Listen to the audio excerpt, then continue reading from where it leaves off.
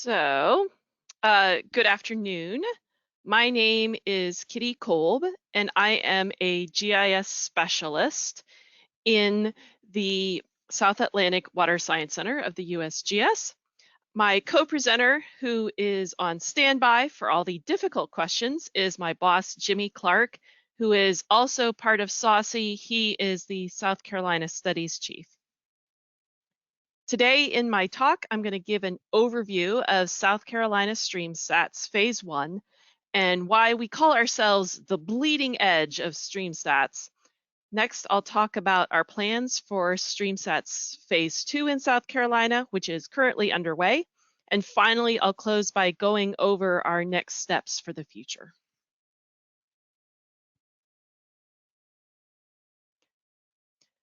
To recap, StreamStats Phase 1 went online in 2018.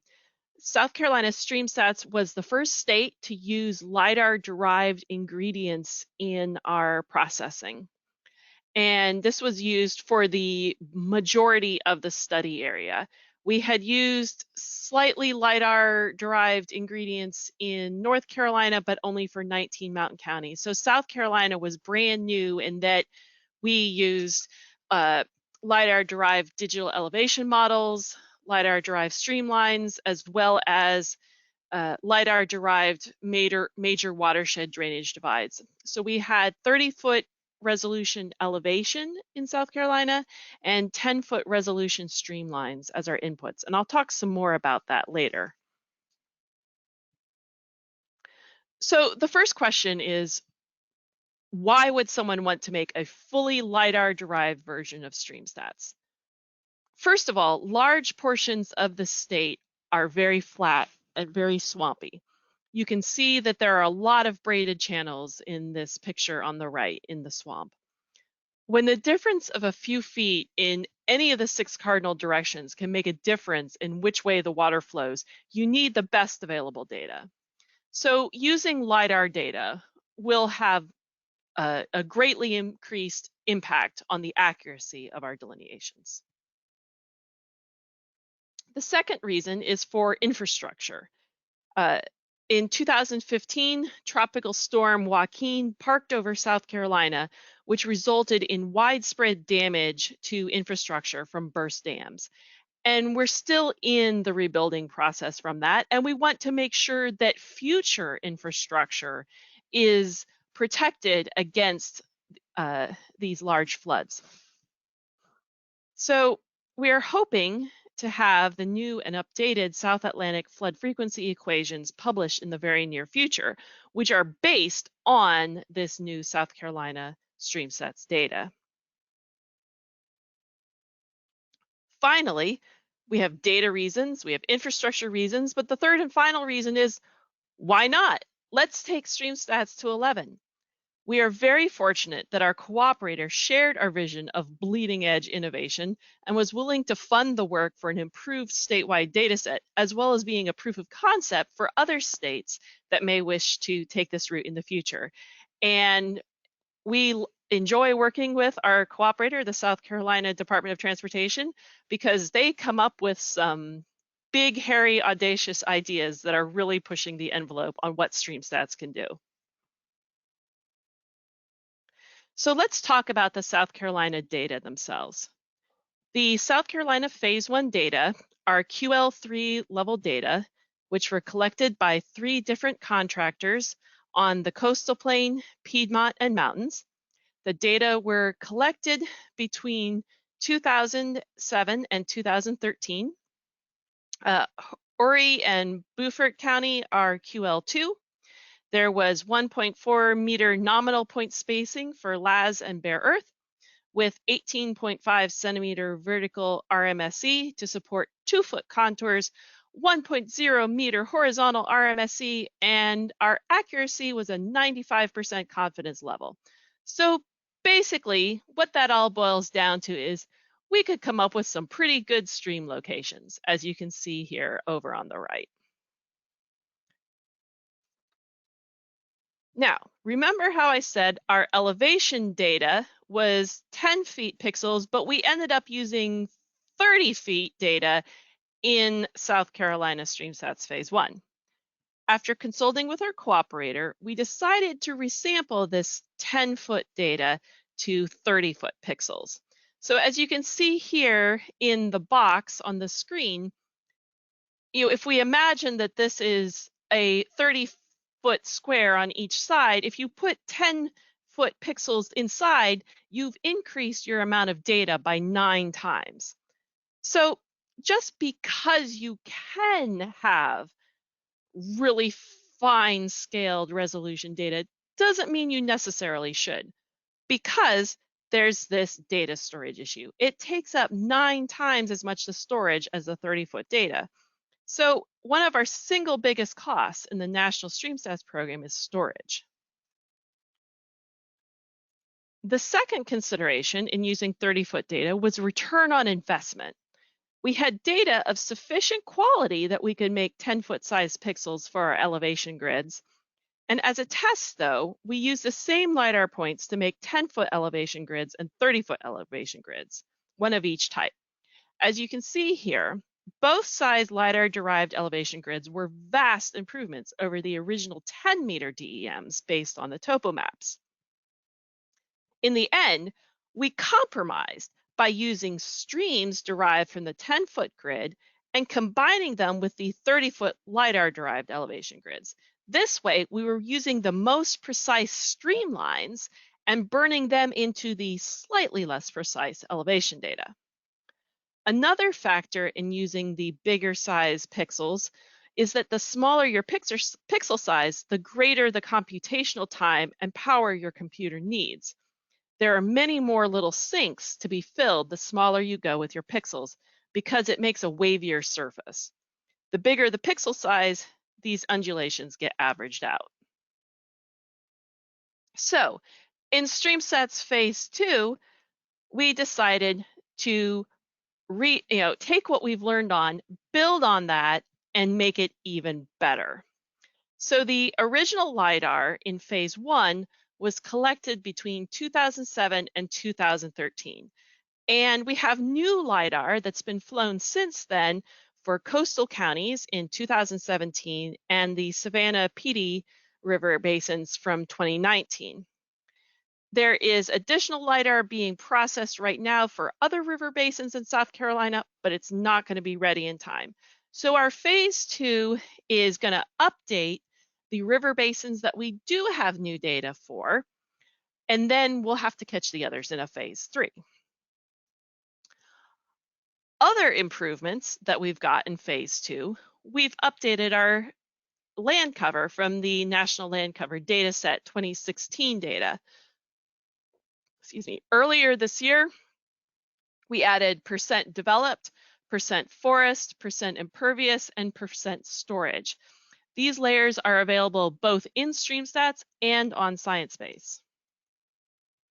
We also have the check for upstream regulation of dams feature that Peter McCarthy demonstrated earlier. So we're going to have points of dam locations from the National Inventory of Dams in South Carolina who have watersheds of greater than 1 square mile. So there is a tool in StreamStats where you can check to make sure if there is a watershed with a dam upstream of your point of delineation. This is already in use in Colorado and Montana, so we've structured our data so that it'll fit with both those tools. Here's an example of a watershed that has been affected by a dam. You can see the shaded part is upstream of the dam. There's a little red dot where the dam is, and then the part below the dam is in the light yellow. We just published our dams layer in ScienceBase yesterday, so look for this early in the new year. As I said before, some counties were not available when we did Phase 1. So in Phase 2, we are going to have updated elevation and updated streams. Some counties we had to use the lower resolution 3-depth, but now we have LIDAR for the entire state of South Carolina. The second thing we're going to do is we are going to use the South Carolina DOT culvert data set to make sure that we are enforcing culverts and that we aren't missing streams, such as fixing the mistakes. Here is a place where there was a railroad embankment where a culvert got cut off, which ended up missing half of the basin. But we will have that fixed. We've been keeping lists of errors that we found interactively, as well as we'll have the culvert data set to find all these places and improve it. Ultimately, our new streamlined data is going to be conflated back to the National Hydrography data set because we do have the elevational data for these streams. Another thing that we're going to feature in phase 2 of StreamStats is multi-point delineation, or as we call it, delineation from a line. So as you can see here, South Carolina has a lot of places where a bridge crosses a swamp. Our LIDAR data gives us a mixed blessing of increased precision and accuracy, but at the same time, we have a lot more drainages that have to be added together to get the potential flow for one bridge. Also, we're going to have storm runoff models, such as the South Carolina synthetic unit hydrograph method and the USGS South Carolina flood hydrograph Bowman methods incorporated into South Carolina StreamStats. Previously, if you were doing all these calculations, you had to use an Excel spreadsheet, but now it's going to be an online REST service API. Users will also be able to make custom plots and add tributaries together to model and look at the effects of a storm moving through different contributing watersheds in an area. The last big portion of our StreamStats Phase 2 is what we're calling FLOODWIDE application. It's going to have asset management, which will connect SCDOT bridge information like the bridge ID and bridge deck elevation with the USGS equipment at the location. Users will be able to see the FEMA floodplain width. They can measure the stream and bank width, calculate the stream and overland slope, as well as the geometric contraction ratio. It will tie into data for the USGS flood event viewer. We're kind of seeing FLOODWIDE as a kitchen sink sandbox experimental area where, because StreamStats overall is a national product, there have to be set inventories of what are included in the main StreamStats application. There are no rules for FLOODWIDE though, so we've designed it to be anything that would be useful to our cooperators and that they think are useful, but doesn't quite fit into the StreamStats ecosystem. So where do we go from here? As you can see here, this is a standard topo map showing Congaree National Park, one of my favorite places. But if you just look at this topo map, it's pretty flat. And the streams are there in the map, but we are going to conflate our data and update the NHD so that they'll have the best available data and they can use that in generating their maps. But then also, we want to work on leveraging the z-value of hydro lines, continuing our experimental basis in StreamStats. Is there some way where we don't even need the digital elevation models underneath the lines if the elevation data is already encoded in the hydro lines? This is pretty theoretical at this point. We haven't figured out how this is going to go, but we think that this z-values of hydro lines is the wave of the future in StreamStats, and we're really excited about this. Our vision for South Carolina StreamStats is that the data will be automated on an update cycle. As new LIDAR is collected, a script will gather it automatically, update the data by the hydrologic unit 8-digit code watershed, then a human will review it, and then it'll be added to StreamStats. Right now, it's a very long undertaking of several years, but wouldn't it be cool if we could do it automatically? That's our next, big vision.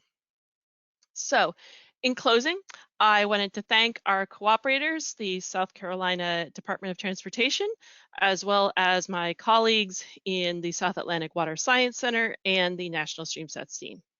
Thank you.